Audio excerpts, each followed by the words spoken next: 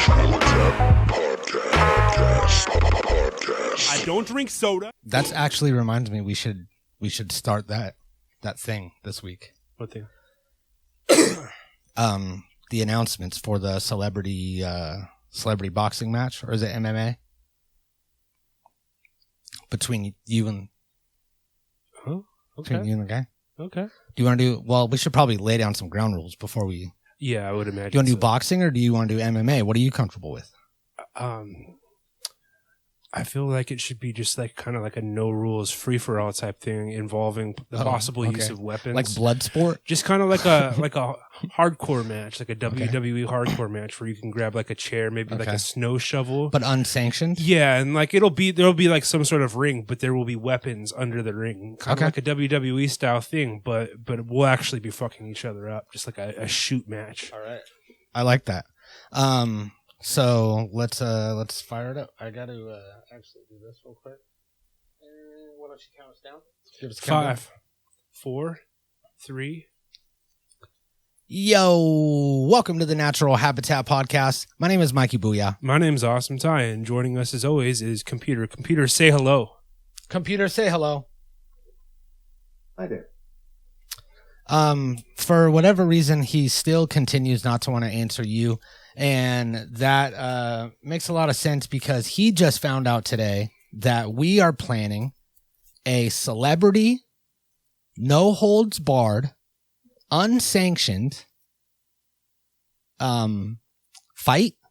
Yeah, like a free for all street fight type thing between me and Computer. I don't know if you could call it a celebrity because really only one of two of us is noteworthy. Celebrity myself. Status.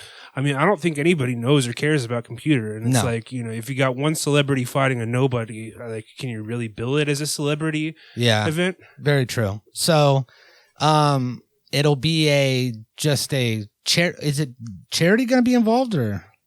I mean, if by charity, you mean like the proceeds go to us? Yes. Yeah. Okay, then it is a charity, no holds barred, unsanctioned fight between Ty and Computer. Now, you guys have been beefing since he joined the roster. Yeah, I mean, he's always kind of just had an attitude with me for no reason. And I mean, if I'm getting that kind of energy from him, I'm gonna give it right back. And that's kind of been the case here. You know, I'm just reprojecting what I'm getting from him. Yeah, so you match energies. Yep. Have you always been like a spiritual guy? No, not at all. No? I'm not spiritual very much at all. Okay. Also, Free Candy is here with us in Canada. Yeah. He actually has been talking about relocating to Australia. I guess we asked him to do that. Yeah, we did. We mentioned it last week that he was going to go down there and kind of be the Australian correspondent. Now that we've determined that Australia has trumped Canada in a number of demographics. Mm-hmm. And he notified us that he's been packing his bags. He's been practicing his accent. Because you don't want to go there as a tourist. No, you don't want to. Yeah. He's not there as a Canadian living in Australia. He's there as an Australian. Well, we might actually have to make a video on the don'ts of going to Australia, kind of a follow-up of a previous episode we did. But for now, he is our Canadian correspondent. Free Candy is here. It's going to be a nice change of weather for him. Mm-hmm. Maybe we could get him to like referee the fight. Okay, I like that. Yeah. Computer, did you know that I'm going to destroy you in a street fight? Gave you the quiet treatment yet again. So that is an exciting thing. It's something to look forward to for sure. Yeah. I'm looking forward to it. Let me real quick. I got some breaking news. Okay, what's coming in? Breaking news. I goofed. I kind of messed up a little bit yesterday. I don't know if you saw my post about Roach Clip at all. What post? Okay, so Roach Clip, enemy of the show. Yeah, I'd say so. Someone that's always hated us, failed to support us. Yeah. Oh, yeah. I asked him for help the other day, and he said, "Here you go." And I said, "That doesn't help." And he said, "Yes, it does." That's the kind of friend he is. And also, I asked him for help the day before that, and he did come through, and he did help me. So, you know, it's a little bit of give and take. He's selectively helpful. And he, someone had sent me like a spam text that's like, "Oh my God, I can't believe that this person died. I think you knew them. I'm so sorry for your loss. Click the link. And it was a link to a TikTok video, right? So obviously spam or some sort of, you click the link, it tells you to log in, it pretends to be TikTok, it steals your password. It's like a phishing thing, yeah. you know? Oh, yes. Because it was from someone that I know, like an acquaintance, but it just came through all weird. So they obviously this came to you as a text? They like got a hacked. text No, it message? came as a message on Messenger. Oh, on Messenger, sure, okay. And so I screenshotted that and I sent that to Nick. And I was like, oh my God, dude, you died? Like, I can't, is this you? And he was like, yeah, I totally died. I forgot to tell you. And then I was like, we just talked today, dude. Like, that's sad. I'm going to screenshot this and I'm going to post it and make everybody feel sorry for me. And, you know, remind everyone that I'm still alive. Sorry for your loss. Sorry for my loss. And then he said, LOL. He said, you won't. And he said, I dare you. So I did. So I screenshotted it. He dares you. You got to do it. He dared me. I screenshotted it. I put like 4 or 5 outs for people to realize that I was trolling. You put them all together. Like, it obviously isn't real. And you posted this on Facebook. I posted this on Facebook. I tagged Nick's personal page in it. So immediately I get a call from Bill and he's frantic. He's like, dude, what happened? And I'm like, what do you mean what happened? Like, it's a joke. And he was like, what? And he was panicking, worried that Roach was dead. And then he was like, I couldn't find the video. And I was like, dude, don't type that link into your phone and like go to it. It's scam. So what was this video supposed to be of? Like Roach I didn't clip, click like, it. Dying? I guess it was supposed to be him dying or his dead body or something. Oh, wow. And then Nick's mom called him. And then his sisters called him. And everyone was like frantically calling him. And he texted me and he was like, you're going to have to answer to my mom, who's very upset and is not going to think this is funny. So then I realized that I was actually getting more grief than him out of this. I mean, there's some dummies on Facebook. You wonder how the Russians were able to so easily manipulate the elections. It's like, I mean, really, you post anything on Facebook and there's going to be somebody that believes it. They read the very first line, R.I.P. Roach clip. And so I redacted it. I took it away. I deleted it and pulled it down. And I would just like to explain myself publicly. Yeah, I think he needs it. What happened? I think he needs to get it out. Because I don't want his mom to hate me and his sisters to hate me and think of that all the time as like the thing when they think of me. So what happened is it's a combination of what I already explained, how me and Roach like had this conversation. He dared me. He dared to you, do sure. it. Okay. And also, I haven't been smoking weed during the day. So when I smoke weed in the afternoon, evening time, I get really high. So you were really high. I was really high. Yeah. Oh, yeah. I was really high and I thought it was funny. And it was funny. And I'm not going to say it wasn't funny because it was. But I think that it was just in poor taste to his mom, mainly. And his son's school called, and someone from the school was trying to get a hold of Jack to find out what was wrong with his dad. Yeah, like and this post was up for legit 6 minutes. What the fuck? And it traveled far and wide. So this episode we're actually going to post. We're going to say it again that he died. And then we're going to tag him in it. And then it'll push it to the most people. I mean, maybe that's what we need to start doing is occasionally. I mean, if we did it too often, obviously it's going to be like a boy who cried wolf situation where people stop, we lose our credibility. People stop believing us. Yeah. But I'm thinking maybe like, you know, once every couple of months, we allege that somebody died, somebody that's, you know, like well known, at least in our circle. And then we attach a link to the podcast and to their personal we get page. a little boost in views. I think that's a great idea. I mean, it's unfortunate that it's come to that and we have to do that sort of thing, you know, instead of just asking people to watch the podcast, which we also do. But I mean, you know, we got to do what we got to do to get these numbers up, baby. Yeah, I agree. So, if any of you guys would like to give us permission to pronounce you dead, that would be great. That would be helpful because it was better that me and Nick were laughing about it, privately. while everyone else was upset and hating me for it. Like if he wasn't around and if he wasn't, texting me about it, then it would have been a lot worse. Yeah, this is like the first. I'm not really on Facebook, and this is like the first time in a long time that I've regretted not being on Facebook because I missed all the commotion. Yeah, you probably would have gotten a notification right away that was like Mikey tagged Nick in something about him being dead. It'd be like an official. I wonder if the notification. Facebook algorithm bumps like visibility of like a RIP type post. You know, it's got to. I mean, think about the interactions. Yeah, and like when you post like a congratulations type of post, it bumps the views on that. So I would assume it goes both ways. Because look at this: if someone dies, right, on Facebook or in real life, if you die in Facebook, you die in real life. Is that true? Or no, vice versa. If you die in real life, you die on Facebook. No, I don't think that's true either. Because there's a lot of pages that are still active. Yeah, I guess you're right. It's kind of eerie. Yeah, it's the creepiest when like people's parents run their pages, like Mac Miller's mom, like posts on his page.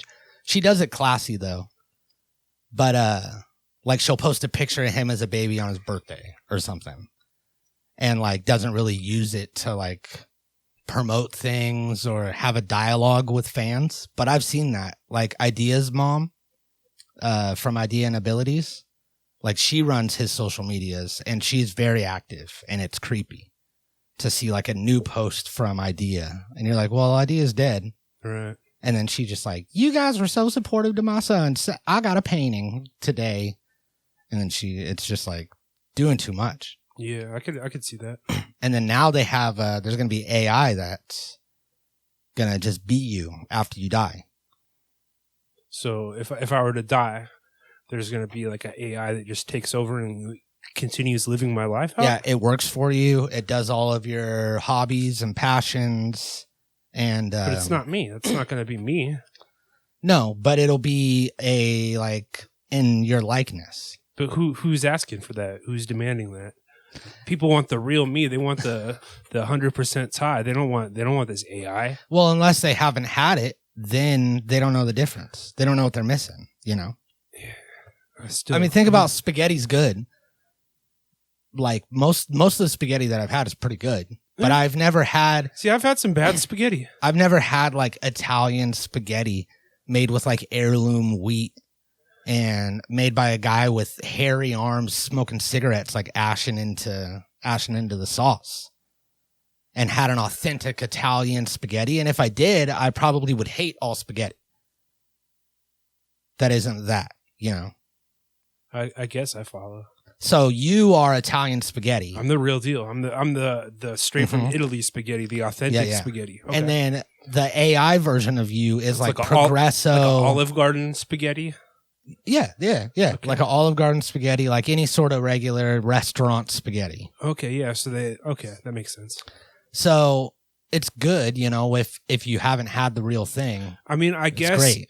You know, for people that were nostalgic for me, you know, like in my absence, it's something. It's something to you know keep me in their memories and kind of fulfill the void that my absence is created. Yeah, because I think that what it is, it's like when you're family or friends with someone, you like bite your tongue and you don't really like say things that would, you know, hurt their feelings or bring them down. But when they're dying, then you're even nicer because they're dying, right? You let them get away with more. You let them, they want to steal a cookie from the cookie jar. You look the other way. They're dying, sure. You know. But after they're dead, you could bring back an AI likeness of them and just roast them. And just be really mean to this AI. Yeah, just put them down and just tell them how you really feel. You know that? Yeah. You remember, there's something like that, like a reference, tell them how you really feel. Is that a reference to something? Is that like Wild and Out? Is that maybe like a Wild and Out with Nick Cannon skit? Yeah, maybe because I went like this when I did it, so I feel like they were doing like the tell freestyle, how you really feel, the freestyle battle. And then yeah, when they would do the comedy. It feels battle. Right. It feels like a thing. We should do one of those fucking Wild and Out. We'll do it on a future episode, and we'll write our like jokes like how they do, and do the freestyle roast battle. Yeah, that'd be sweet.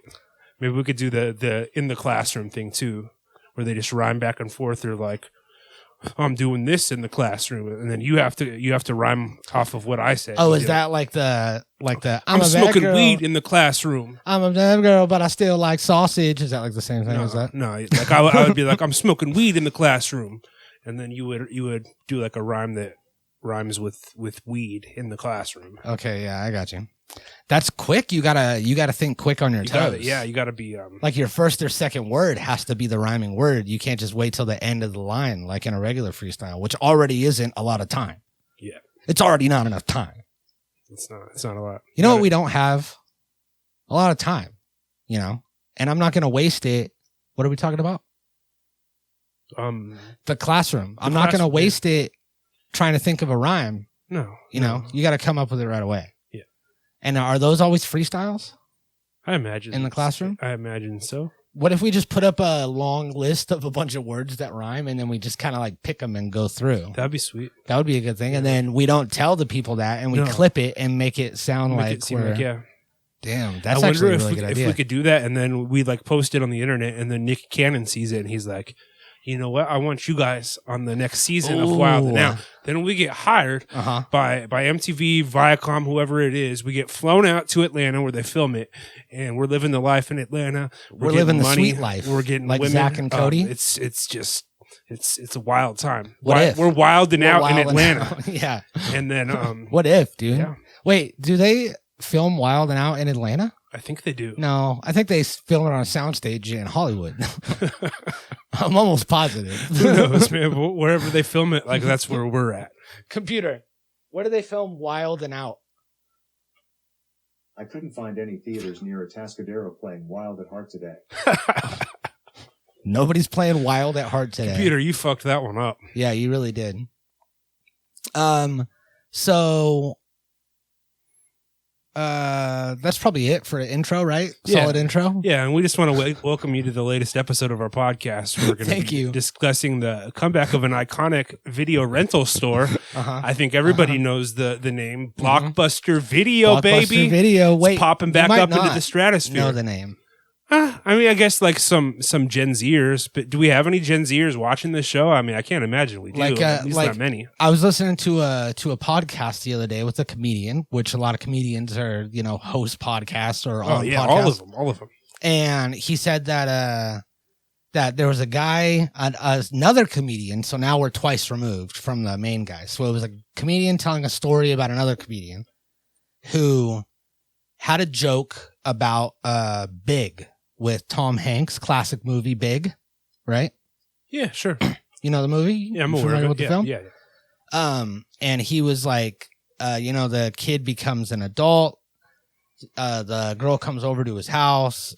The like grown woman comes over to his house and fucks him. And he has like bunk beds and a trampoline in his house and a bunch of toys and shit. And he had to like stop doing the joke.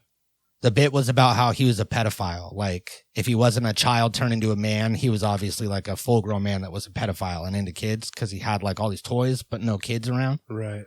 And he had to stop doing the joke because nobody in the audience knew what Big was or got the reference. I mean, it's, like mid 80s. So you got to figure.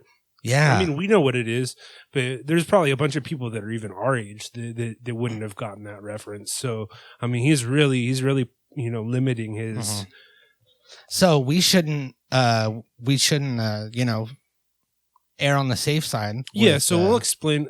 Blockbuster Video was a store. There we go. A brick and mortar store where you wouldn't go to purchase, physical media like DVDs and VHS cassettes, but you would rent them. It was like library for entertainment. You would pay like a few dollars. I want to say it was like $3, maybe $5 towards the end, and they would let you take home, a video cassette or a DVD, and you would go home, watch it, however many times you want to in the span of, what did you get, like 3 days maybe? Yeah, you got 3 days. This came in it was a branded Blockbuster box. Yes. So all the boxes were the same. They had the title of the movie on them. And then I want to say the tape was branded too, like the sticker was like a Blockbuster sticker. And there was a sticker that said "Be kind, rewind," encouraging you to, because on VHS cassette tapes, they're like a. I mean, do we have to explain what a VHS cassette is? Maybe, because like we were talking about before the show, those aren't showing any sign of making a comeback. They're just getting less and less relevant. You want me to take it? Yeah, take it away. So before digital streaming, there was DVDs. Little disc, compact Blu-rays, discs. Yeah. I think most people probably are at least aware of what a Blu-ray DVD is. Blu-ray, DVD. And before that, there was VHS, which was like a cassette tape. But what is a cassette tape? Define a cassette tape. See, those aren't really coming back either. So before vinyl records, there was streaming. And before streaming, you had CDs, which are super similar to DVD Blu-rays. Same thing, same size, shape, dimensions, look. They just held the data differently. And then before that, there was cassette tapes, which looked like a VHS tape, but tiny. Computer, give us the definition of a cassette. The noun cassette can have a few meanings. 1. A compact case containing a length of magnetic tape that runs between two small reels. That's the one. Used for recording or computer, stop! Audio or video in a tape recorder, cassette deck, video camera, or VCR, and for storage of data computer, by some stop! computer systems. Computer, 2. stop! A light-proof metal or plastic Computer, container. stop! He doesn't listen to So you yeah, the anymore first at thing all. he said was what we were getting at, and you have to rewind them to get them back to their starting point. Yeah, when you got done watching it, it would just stay where it was. So you would have to manually rewind it with a button on the machine. They even made separate machines that you would put the tape in and it would rewind it faster. Oh, yeah. Do you remember that? Yep, I sure do. So that was always a thing. Be kind, rewind. Yeah, and then you'd bring it back to the store and put it in like a drop depository bin like the library has for books. Even if the store was open, you know, and like there was people in there, and even if there was employees in there with no customers and they were like looking at you through the window, you would just walk up and you would just look at them and you would just drop the video in. Yeah. You would kind of treat them like trash. You know? You don't want to go in there and deal with them. No. And they're lower than everyone, which was a big thing with Blockbuster. They were lower than anyone. Their employees. CEOs, not so much. They were at the bottom of a totem pole. Yeah, absolutely. Yes. They're like a GameStop employee. I guess that would be a good explanation, which GameStops are also closing. Nobody goes to GameStops anymore. Sure. But GameStop employees are always like, ugh, I don't want to talk to this fucking guy. Right. I don't want this guy asking me what kind of load I'm carrying and Fallout, you know? Yeah, I feel like GameStop, I don't really have that many great memories of going to a GameStop and having like a positive interaction. Whereas Blockbuster, I look back and I spent a lot of time in Blockbuster just browsing the cassettes and videos and picking something out on a Friday night, going home. You know what I mean? I have some fond memories of Blockbuster, some good nostalgic memories of Blockbuster. So I think that's one of the reasons that it is, you know, having this resurgence potentially is because people typically have fond memories, maybe not so much on these employees, but as far as like the wall of cassettes and DVDs and going in there and picking through them. Now, if I'm not mistaken, Blockbuster had a back room, but the porno room? Yeah. I don't think Blockbuster never had the porno. Okay. That was like, I mean, I remember Video Palace did. Yeah. Your mom and pop video stores. Oh, they all had back rooms where you could go to rent. So that's probably something that we should explain. Yeah. Too. So before you know the internet and Pornhub and all these places where you can watch porn for free at any time, you would have to, again, just like any other form of media, you'd have to get a physical copy of it and watch it that way. So there were cassette tapes of pornography, and you would have to go and rent it, and you didn't have the ability to do so privately, you know what I mean, without anybody seeing you. You actually had to go into this back room, have a bunch of people seeing you go back there, knowing that you're a pervert, a sex pervert. Yeah. And then you would have, after you pick out the type of pornography and the kink, you know, that you want, you would have to take this copy up to the desk. And these videos, these were not Blockbuster branded. They did not have the Blockbuster stuff on it. This was a full pornography case that had like stickers over the nipples or like some sort of sleeve. Yeah, exactly. The video store employee who checks you out is going to know exactly what type of kinks and there's no bags in there. You have. There's no bags that you can like put your videos in. No, sir. You have to walk out, like you said, with it. Everyone's looking at it. Kind of like a walk of shame for sure. And you're either carrying it up where everyone could see, or you're carrying it at the literal head's length of a child, like the height of a child. Yeah, there was no incognito mode for renting porn from a video store. It was rough. And I never personally did it. All of my interactions, I remember I dipped back into that room one time when I was a kid.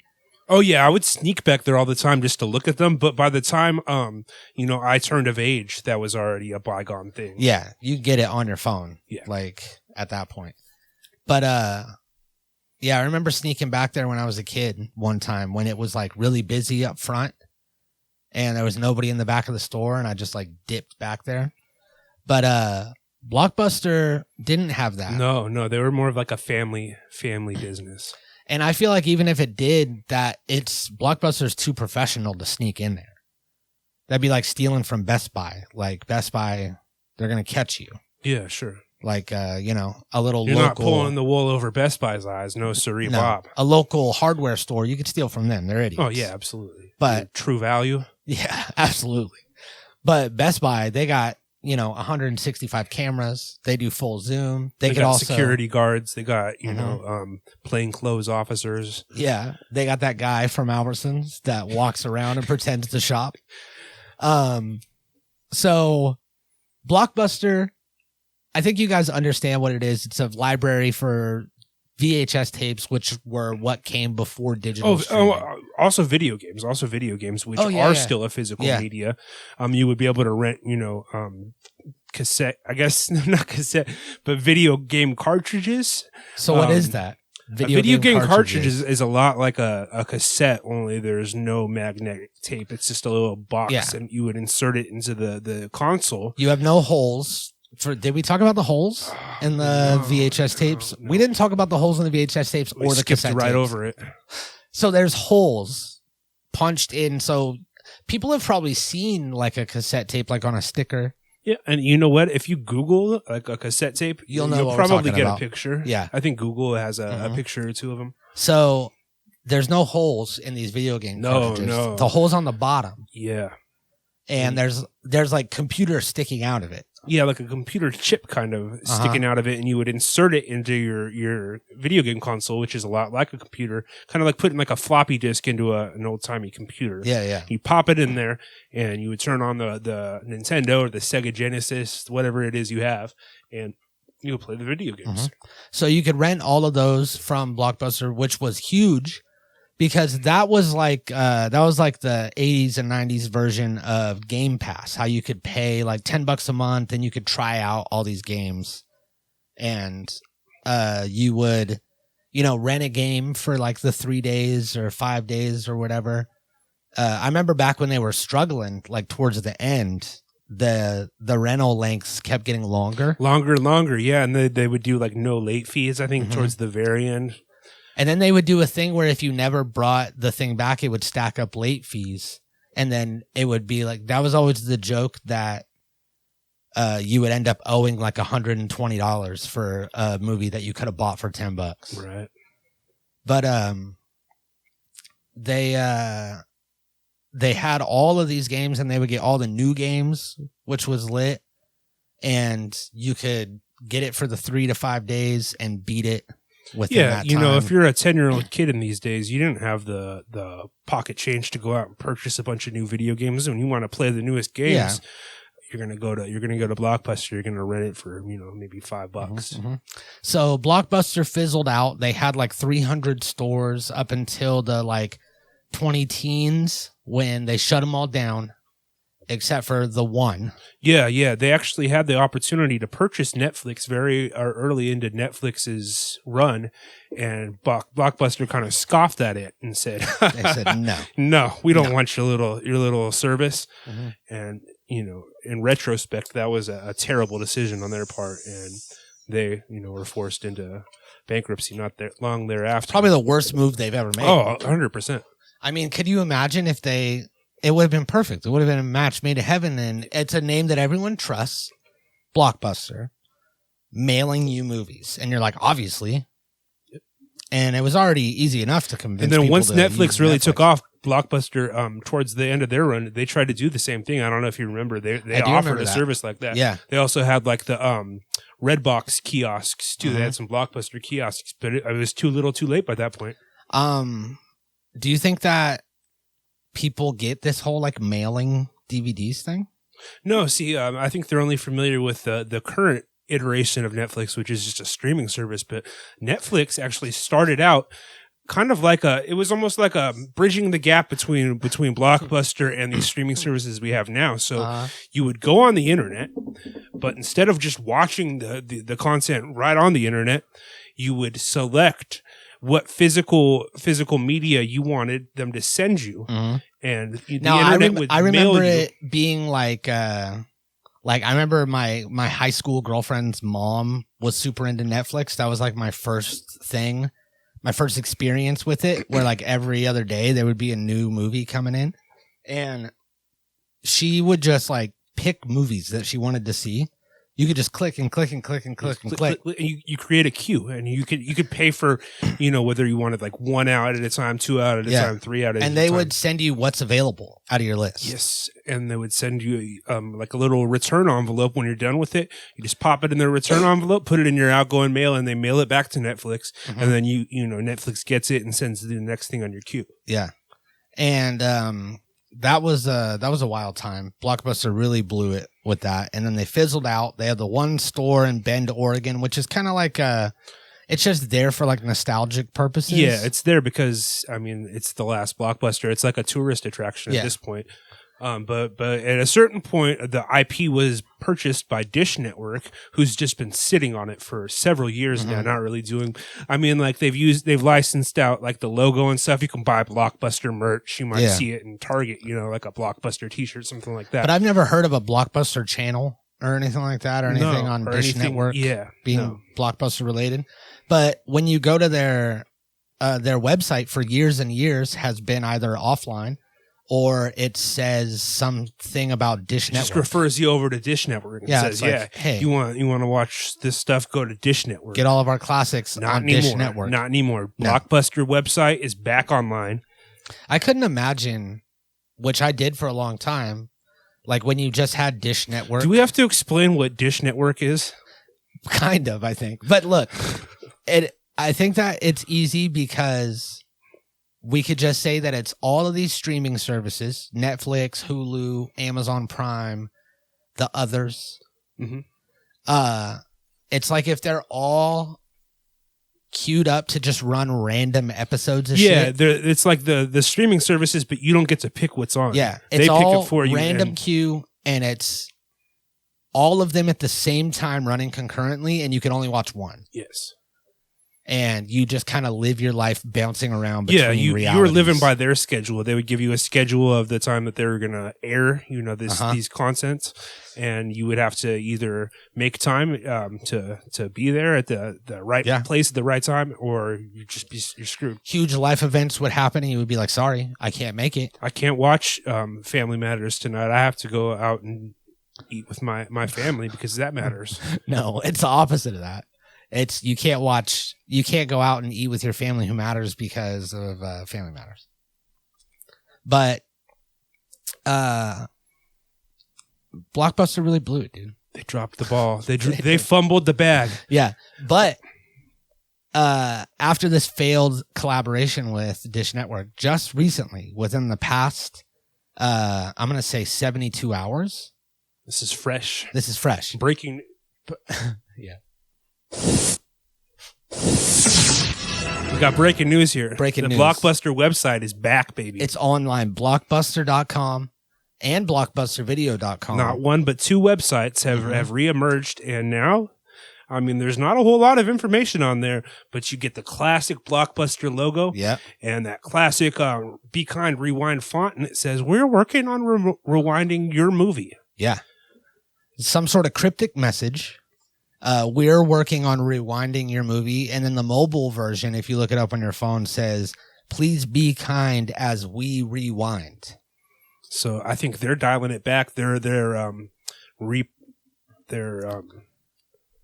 re-strategizing. Yeah. Reformulating their plan. Yeah, they're not quite rebranding because they have all the same stuff. But I think they're planning on re-emerging in some capacity, whether it be like a new streaming service, which I could see that seems most likely to me. Yeah. Like, you think about what they could possibly do to bring back the brand and make money. A streaming service feels relatively obvious, but I mean, maybe they're planning on some sort of brick and mortar locations where they sell stuff. Yeah, because their Twitter is also back online, which has been off for What's the Twitter talking about? Are they like, is it like the Wendy's Twitter that's like giving people like snide comments and trying to be hip? Or I haven't seen any posts from them. I just saw that it was like just like in the article that I read, it said that their Twitter is back online, but I figure that if there was any crazy posts that they probably would have included them in the article. You know what I mean? But let's find out. We'll see what Blockbuster's. I can't podcast, right? So you have to talk while I do this. So yeah, Blockbuster. There it is. It's got the blue checks. That means they're paying Elon Musk $7 a month. So I mean that's encouraging. They have $7 to spend on Twitter Pro. New business idea. Oh no, this is March 15th. Oh, okay. Yeah. So that's relatively. Yeah, that was less than a week ago. New business idea. We're going to come back as a bank and use VHS and DVDs as currency. Time to go visit your mom. Is that their first post in like a while? Yeah. January 23rd. So, I mean, this Twitter's been active. They are kind of like the Wendy's Twitter. They're just like making pop culture jokes. Yeah. Yeah, it looks like they have been active this whole time. But I guess there was a few months that they weren't posting. Whereas it was pretty. Wait, what's that top post on there? What's the most recent the pinned one? That's pinned. And it says it's somebody, it's them replying to somebody else's tweet, and the other Richard Newby, who's writing a novel right now, said, "Can't believe this is the second time in history that Netflix put Blockbuster out of business." Oh, yeah, that's right. So we should touch on that. Netflix actually put out a sitcom about the last Blockbuster. It was terrible, absolutely awful. I totally forgot about that. Like, just completely trashed on by most critics and on Rotten Tomatoes and what have you, and that was canceled immediately. And then they canceled Blockbuster twice. Right. According to this guy who's writing a novel, Richard Newby. But that's a pinned tweet also from last year. So yeah. So Blockbuster is, at least their website came back online, which means that something is happening. Now, see, I mean, like, obviously this is cool for us, the nostalgia factor. It's like, oh, Blockbuster. Like, I remember that. I had fun with that as a kid. But, like, realistically, is there anything that Blockbuster could do that you could, like, envision yourself, like... No. I mean... That they could do that another store isn't already doing, or a web store that I could get it sent to my house. Or like in 3 days. Like there's so many streaming services right now. I don't need another streaming service. I have more than I need right now. Like they would need. I mean, like I guess there really isn't a store that's dedicated to like movie pop culture memorabilia, like. There's like sections in like your hot topics and your stuff that like have certain movies or certain things that are like in the zeitgeist. Right. But like, to have a store that's dedicated to just that, I guess would be a cool thing, to find things that you never knew you wanted and make impulse buys. But if they did that, like there's gonna be like maybe like 5 of them across the country. They're not going to be in every town because, like our town wouldn't support a memorabilia shop, a Blockbuster themed memorabilia shop. No. They're not going to, have like the stranglehold on any market that they did when all the population in most of these major cities are college kids. Like cities our size. Yeah, and these college kids, they don't know about Blockbuster. They don't know what they want Blockbuster nothing to do. is. They think that Blockbuster is probably uncool because we like it. You have to be like, it's like Hollywood Video, and they'll remember that. Because then Hollywood Video live on a little longer than Blockbuster? Slightly, but Hollywood Video was less popular, so I think that, it kind of offsets. True. And college kids, they're from all over the world. So it's like, they didn't grow up here where a Hollywood Video was. No. I mean, did they have Hollywood Video outside of California where Hollywood's located? I thought Hollywood Video was like a one, like John's Video Palace. That guy? It felt like it a little bit more. I mean, they were definitely a little more just kind of run down, so it gave you that impression. But no, they were actually a big chain also. So we're excited for the Blockbuster comeback. We're going to keep an eye on that. I mean, excited? I'm excited. I'm excited to curious. See what happens. It's more of a curiosity at this point. Like, I don't see myself giving Blockbuster any money. Well, I'm excited to see what happens, which is just another way to say curiosity. Right. So, yeah, same. So, Blockbuster, get to revealing whatever it is you're obviously going to reveal. I feel like there's going to be like a limited window for them to make their next move before people are like, okay, I don't care about that anymore. Yeah. And it's closing. It's closing quick. Yeah. Oh, yeah. For some people, it's probably already closed. And by the time this episode airs, there should be a major like advancement in this, an announcement made, because Dish Network hasn't said anything either. No. They're zip shut. I wonder if Dish Network could have sold the franchise and the IP without it making news, like quietly sold it to somebody who's gonna do whatever. Or if it, is Dish Network planning to start making money off of the IP that they own. Yeah. Or do you think that somebody just stole the IP, as we've touched on before? IP theft is a big problem. Yeah, it really maybe is. Somebody just came along and stole this Blockbuster IP from Dish Network. You know what? Maybe what happened is because you have to pay every year for your domain, right? Like your .com. And maybe they let it lapse. Yeah, you let it lapse, or maybe you change a card. You know how you get a new bank card, you lose your card. You have to change it in everything. You got to go to all your auto pays independently. Remember all your passwords. You got to go and change out your payment information. You're going to miss a couple, and maybe that's what happened. They missed it. The payment didn't go through. The website went available. Somebody leapt on that. Someone jumped on it. Someone had Google alerts on. Yeah, I'm sure there's like, internet people that they scour for lapsed IP. Yeah. And then they just, jump right on it. That was a big thing when like GoDaddy first started, and it was just their commercials were porn. You remember that? Yeah. And people would just snag up like websites for potential names of things. So you could just be like, I'm going to buy rocketboosted.com.